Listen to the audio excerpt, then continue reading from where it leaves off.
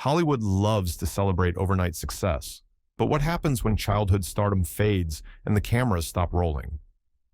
Some of the Golden Age's most familiar young faces didn't just disappear, they quietly took control behind the scenes. Ever wonder which forgotten child stars traded the spotlight for the director's chair? Stick around because the answers are nothing like the fairy tales you've heard, and one twist will change how you see old Hollywood forever. Jackie Cooper. If there's a single face that defined childhood stardom during the Great Depression, it was Jackie Cooper. For millions, he was Skippy, the tough kid with a heart of gold, and the youngest nominee for a Best Actor Oscar in history, just 9 years old. But Cooper's story is no simple tale of Hollywood's golden boy made good. It's a story shaped by the unforgiving realities of early fame, studio contracts, and the slow, complicated business of growing up on screen. Jackie's Hollywood journey began with the Our Gang comedies, better known to modern audiences as the Little Rascals.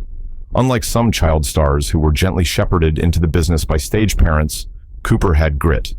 He was, by all accounts, a natural, smart, scrappy, and able to hold his own against both adults and other ambitious kids. In Skippy, 1931, he played a poor neighborhood kid in a performance so real, it pulled heartstrings across the country. Critics and audiences alike saw something special in Jackie, a mix of street smarts and innocence, hope and heartbreak. But the bright lights didn't last forever. The problem with being America's favorite kid is that sooner or later, you're not a kid anymore. Cooper's teen years were marked by awkward roles, career uncertainty, and a relentless Hollywood machine that wasn't built for graceful transitions. He worked steadily, but like many child stars, he discovered that growing up in public meant constant scrutiny, and sometimes cruel indifference from the studios that once fought for his talents. Where Jackie Cooper truly broke the mold, though, was in his refusal to simply fade away. As an adult, he pivoted to television, not as a has-been, but as a force behind the camera. In the 1970s and 80s, Cooper directed more than 250 episodes of hit shows like Mass, H, The White Shadow, Magnum, P.I., and The Rockford Files. He even earned 2 Emmy Awards for his directing work, a rare feat for any actor, let alone a former child star. Cooper's background as a young performer gave him a unique empathy with actors, especially those struggling to hit their marks under pressure. The cast and crew respected him for his discipline and professionalism, qualities forged in those tough early years in front of the camera. Looking at his life, Jackie Cooper's greatest legacy might not be the tear-stained performances of his childhood, but the steady, confident hand he brought to television's golden age. He proved that child actors didn't have to be cautionary tales. They could be survivors, innovators, and even leaders. In Hollywood, where happy endings are rare, Cooper's story stands out as a genuine second act, written on his own terms, Freddy Bartholomew. It's easy to forget just how huge Freddy Bartholomew once was. For a few shining years in the 1930s, he was one of the world's top child stars. His name billed above actors twice his age, his face instantly recognized in nearly every country where MGM movies played. The British-born Bartholomew brought a sense of refinement and emotional depth to every role he took, making classics like Little Lord Fauntleroy and Captains Courageous more than just movies. They became cinematic events. But Hollywood, as always, had little patience for the passage of time. Freddy's rise was meteoric. Plucked from the English stage by a talent scout, he crossed the Atlantic at just 7 years old, soon landing the lead in David Copperfield, 1935. His delicate features and earnest delivery captured American hearts at a time when innocence and hope were in short supply. Bartholomew seemed to float through his childhood career, starring alongside legends like Spencer Tracy and Lionel Barrymore, yet never losing that air of vulnerability. Off-screen, however, trouble was brewing. His parents' messy custody battle and ongoing legal fights over his fortune meant his name was never far from the headlines, and rarely for the reasons a young actor might wish. Like so many Golden Age child actors, Bartholomew's troubles deepened as he entered adolescence. Roles dried up. His British accent, once charming, became a stumbling block in a war-obsessed Hollywood desperate for American voices. He fought to hold on, taking roles in B-movies, making radio appearances, but the magic was fading. By his late teens, the doors that had once swung open for Freddy were closing fast. But Bartholomew refused to be a footnote. With his acting career stalled, he pivoted to the world behind the camera. After serving in the U.S. Army Air Forces during World War II, he quietly began a new chapter, working as a director and producer in the still young field of television. It wasn't glamorous, certainly not the red carpets or marquee lights he once knew, but it was honest, creative work. He found a niche directing and producing soap operas, including The Edge of Night and Search for Tomorrow. These jobs demanded stamina, quick thinking, and the ability to shepherd nervous actors through intense production schedules. Skills Bartholomew had been learning since he was a boy in the MGM backlot. Unlike many of his peers, Freddy Bartholomew managed to forge a steady, if unsung, second act. He never again achieved the dizzying fame of his youth, but he became a respected professional in a medium that was, in its own way, just as revolutionary as the golden age of film. In the end, Freddy's story is one of quiet persistence, of refusing to let Hollywood's short memory erase a lifetime of experience. While the credits rarely rolled with his name in bold, his work lived on, proof that some child stars never really leave the business. They just find new ways to tell stories. Philipe Deacy. The name Philipe Deacy may not ring a bell for most modern film fans, but in the twilight of the silent era and the earliest days of Hollywood talkies, he was a phenomenon, a child actor whose performances radiated both innocence and sophistication. Born in France in 1917, Deacy's journey to Hollywood was a story in itself. Orphaned during World War I, he was brought to America by a war nurse who adopted him, and within a few years, he was captivating audiences with his cherubic looks and haunting eyes. Deacy's acting career began at the age of 4, and by his teens, he'd already left a mark with roles in films like Peter Pan 1924, where he played Michael Darling, and Don Juan 1926. His ability to convey emotion without words made him a favorite of silent-era directors, and for a time, his star seemed boundless. Yet, as with so many children on the silent screen, the arrival of sound changed everything.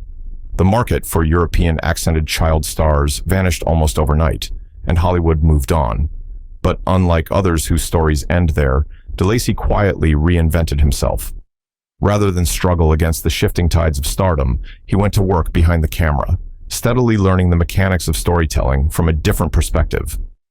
Throughout the 1940s and 1950s, Deacy transitioned into a new career as a producer, cinematographer, and director, bringing the same visual intuition he'd honed as an actor into his technical work. He began producing and directing documentary shorts and industrial films, an unglamorous corner of the industry perhaps, but one that required true skill, efficiency, and an eye for detail. As television boomed, Deacy's background made him an invaluable craftsman in a rapidly changing business. He shot newsreels, educational films, and episodic TV, applying the lessons he'd learned as a performer, timing, framing, and the subtle art of telling a story without overstatement. In a sense, Deacy never stopped acting. He just shifted from in front of the lens to orchestrating what appeared on it. Philipe Deacy's legacy is not about fame regained, but about quiet transformation and lasting influence. His story stands as a reminder that not every child star's journey must end in tragedy or scandal. Some adapt, learn, and evolve, building careers that, while not celebrated with awards or headlines, leave a real imprint on the industry. For every credit he earned behind the scenes, Deacy proved that the magic of childhood wonder can grow into the steady artistry of a seasoned professional, even when the spotlight moves on. George Sidney. If Hollywood's golden age had a secret weapon, it was people like George Sidney, those rare industry insiders who understood the business from every possible angle. What most people don't realize is that before Sidney became the celebrated director of some of MGM's most beloved musicals, he was a child actor himself, cutting his teeth on the crowded sets of silent-era shorts and features. The journey from wide-eyed extra to celebrated filmmaker is a testament to both opportunity and relentless curiosity, a blueprint for how early exposure to Hollywood's machinery could shape a career behind the camera. Born in 1916 in Long Island, George Sidney was, quite literally, born into show business. His father, Louis Sidney, worked as a stage manager and later as an executive at MGM. George's earliest experiences on movie sets were more playroom than workplace, but even as a child, he observed the choreography of filmmaking, the way crews moved, the patient orchestration of cameras and lights, the anxious energy of performers waiting for their cue. He began appearing in small roles in crowd scenes and silent films, little more than background noise, perhaps, but enough to ignite a fascination that never left him. By his teens, Sidney was determined to work in every aspect of the industry. While other child actors clung to fading roles, he studied technical crafts, editing, camera work, and especially directing. His big break behind the scenes came at MGM, where he was hired to direct screen tests and short subjects. These shorts, including the Our Gang comedies and the Pete Smith specialities, may seem trivial today, but in the 1930s and 1940s, they were essential training grounds, demanding rapid innovation and razor-sharp timing. Sidney's rise through MGM's ranks was meteoric. By the early 1940s, he was directing feature films, first musicals, then comedies, and eventually blockbusters like Anchors Aweigh, 1945, The Harvey Girls. 1946, Annie Get Your Gun, 1950, and Showboat, 1951. His style was exuberant, inventive, and unapologetically lavish. He pushed the boundaries of what movie musicals could achieve, both technically and emotionally. Sidney had a unique rapport with performers, likely a remnant of his own days on the soundstage, helping coax unforgettable performances from stars like Gene Kelly, Judy Garland, and Frank Sinatra. Yet, for all his accomplishments, Sidney never lost sight of where he started. He was known for his humility, his willingness to share credit, and his uncanny ability to keep huge productions running smoothly. Those who worked with him said he always remembered the nervous energy of his earliest days on set and made it his mission to treat every cast member, from star to extra, with the respect he wished he'd had as a child. In the grand tapestry of Hollywood, George Sidney's story is a reminder that even the biggest careers can start with the smallest roles. He proved that child actors, given the chance and a little guidance, could become not just survivors, but industry leaders, masters of their craft, who helped shape the very fabric of classic American cinema. Sidney Lumet. Sidney Lumet is best remembered today as a director's director, a man whose fingerprints are all over some of the greatest American films of the 20th century, from 12 Angry Men and Network to Dog Day Afternoon and Serpico. But long before he became a towering figure in New York cinema, Lumet was a child of the stage and briefly a child star. His early experiences in front of the camera and under the harsh glare of Broadway spotlights would shape not only his craft, but his entire philosophy as a filmmaker. Born in 1924 to parents who were both actors in the vibrant world of Yiddish theater, Lumet's childhood was spent in a whirl of rehearsals, costume changes, and late-night performances. At just 4 years old, he began appearing on stage alongside his father, Baruch Lumet. By his preteen years, Sidney was performing regularly on the radio and in early live television dramas, a medium so new that the rules were being written in real time.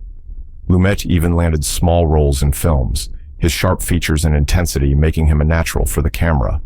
Yet, for Lumet, the lure of performance was always tangled up with the mechanics of storytelling itself.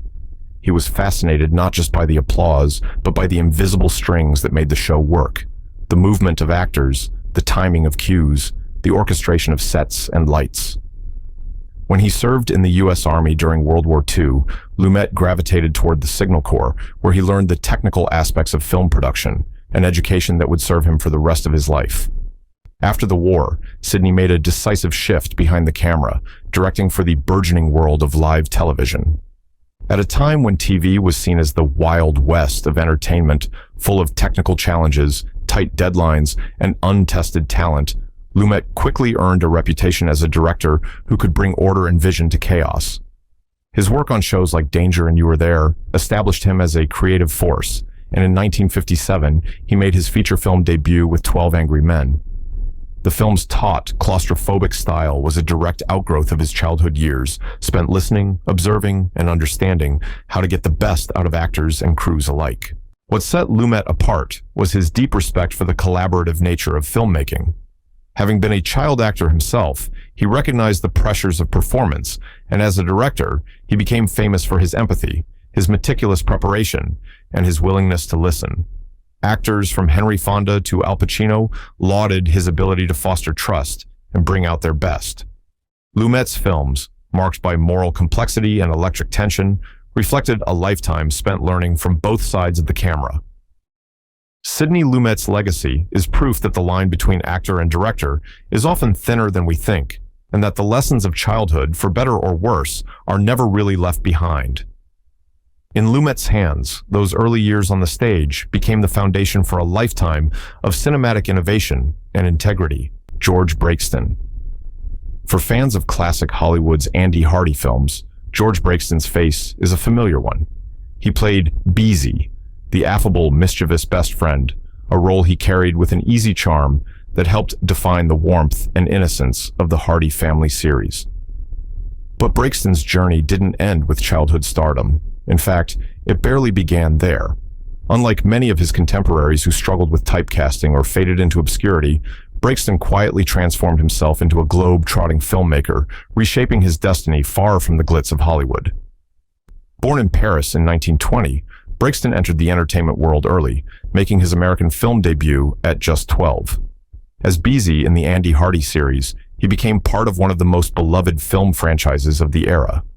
Yet, while his peers often yearned for the spotlight, Braxton developed an early fascination with the process behind the camera, how stories were told, how scenes were built, and how film could transport audiences to distant worlds. After serving in the U.S. Army during World War II, Braxton returned to Hollywood changed, not just by his experiences overseas, but by a hunger to create. He realized his true calling wasn't in front of the camera, but behind it. While the post-war years were a period of uncertainty for many child actors, Braxton seized the opportunity where he found it.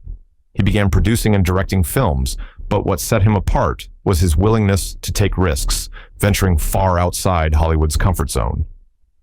Braxton's career as a filmmaker is, in many ways, a story of international adventure.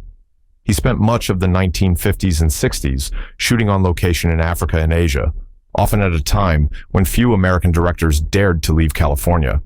His films, like The Scarlet Spear, 1954, one of the first British-made movies filmed entirely in Kenya, and Tokyo File 212, 1951, a pioneering American production shot on location in post-war Japan, were notable not just for their exotic settings, but for Braxton's eye for authenticity.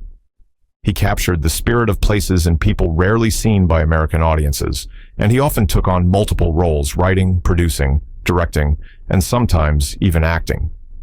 Braxton's path was anything but typical.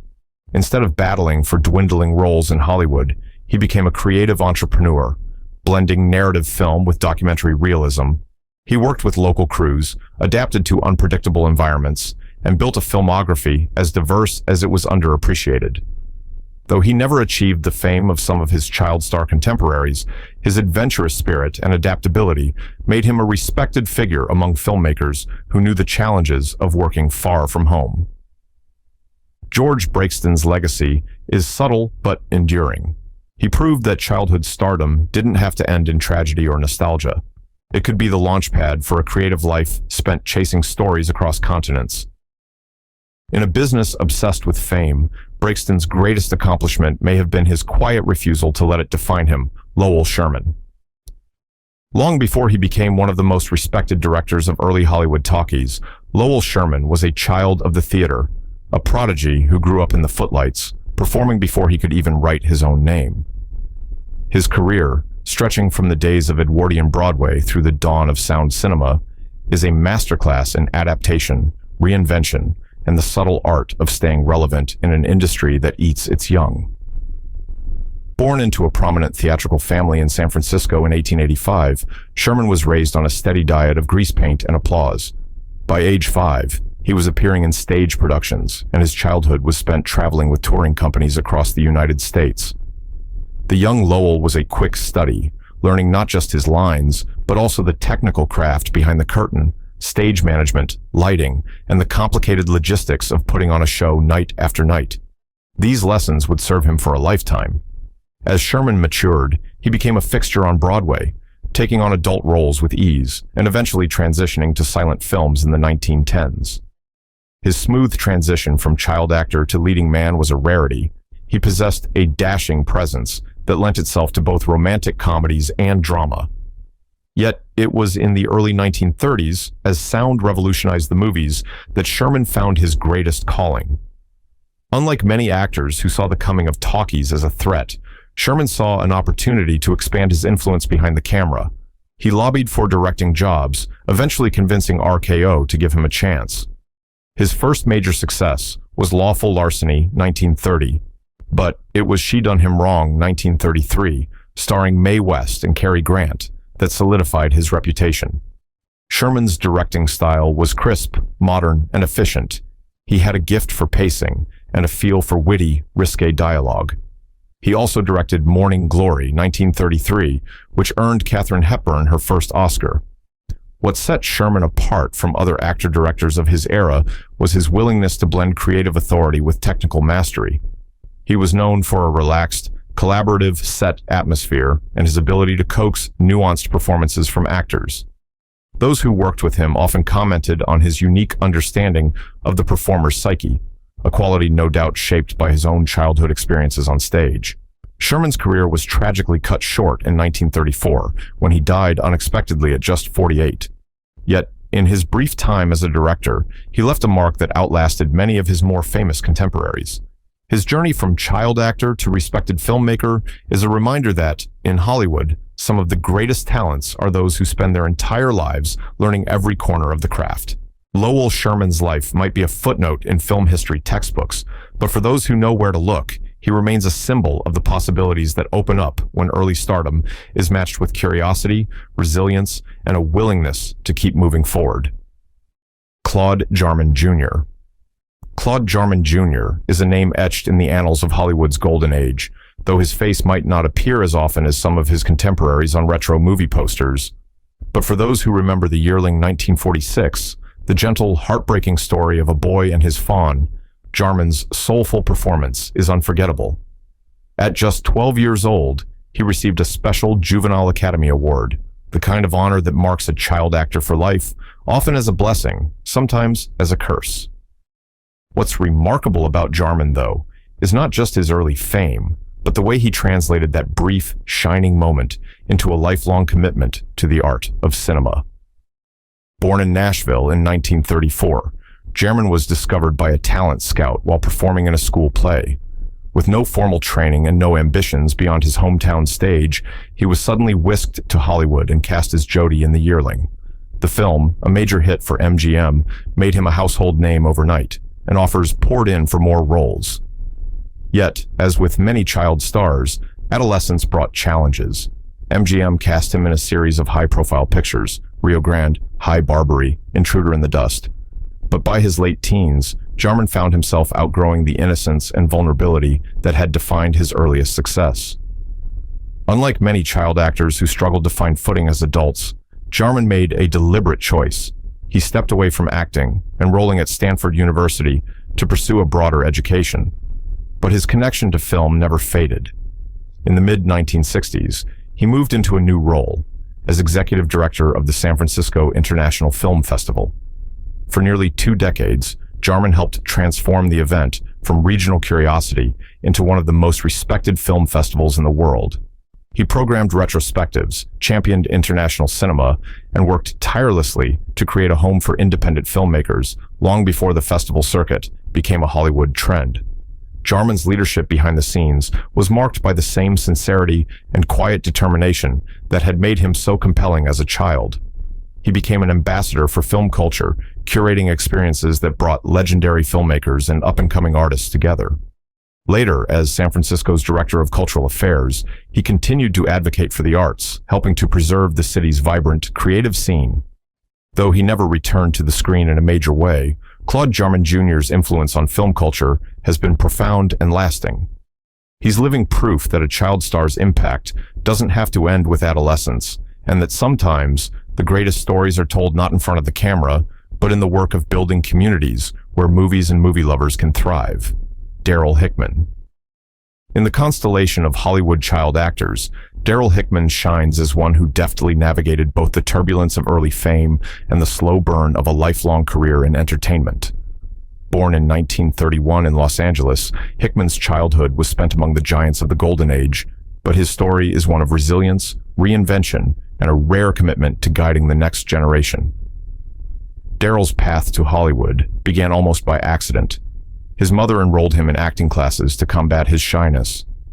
By age 6, he was cast in the legendary Our Gang shorts, and soon after appeared in The Grapes of Wrath, 1940, as Winfield Joad, the youngest member of the doomed Dust Bowl family.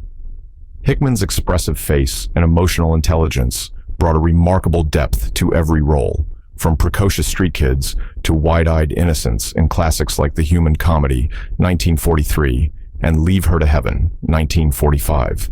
He worked with everyone from Spencer Tracy to Gene Tierney, a constant presence in the films that defined the era. But, as so often happens, the glow of childhood stardom faded with adolescence. By his late teens, Hickman was cast in fewer leading roles, sometimes even playing second fiddle to his younger brother, Dwayne Hickman, who would become Dobie Gillis on television. Yet, where some might have surrendered to bitterness or nostalgia, Daryl doubled down on his education, attending Loyola Marymount University and taking an interest in the mechanisms of storytelling itself. The 1960s brought a major shift. Hickman moved behind the scenes, first as a scriptwriter and then as a television executive at CBS, where he played a role in developing and nurturing new shows. He became known as a thoughtful, creative force, someone who understood the pressures of performing and the demands of production. But perhaps his most significant impact has been as an acting coach and mentor. Hickman wrote the influential book, The Unconscious Actor, drawing on decades of experience to help aspiring performers tap into authentic emotion. His teaching style, rooted in empathy and deep personal understanding, has shaped countless actors' careers and is still referenced in workshops and conservatories today. Unlike some child stars whose lives became cautionary tales, Daryl Hickman stands as a beacon of hope, a reminder that early fame can be the first act in a long, meaningful career. By embracing change, valuing craft over celebrity, and giving back to the community, he helped create a legacy that goes far beyond the fleeting applause of childhood. In every role, on screen and off, Hickman has shown what's possible when talent meets perseverance and when Hollywood's youngest stars are given the space to grow. They say Hollywood never gives second chances, but these forgotten child stars proved otherwise, trading fleeting fame for lifelong impact behind the camera. Their journeys remind us that every ending is just the start of a new scene. Who else might be hiding behind the credits, shaping stories we love in ways we never imagined? If you find these hidden chapters inspiring, hit like, subscribe, and share your favorite comeback story in the comments. The next surprise legend could be watching right now,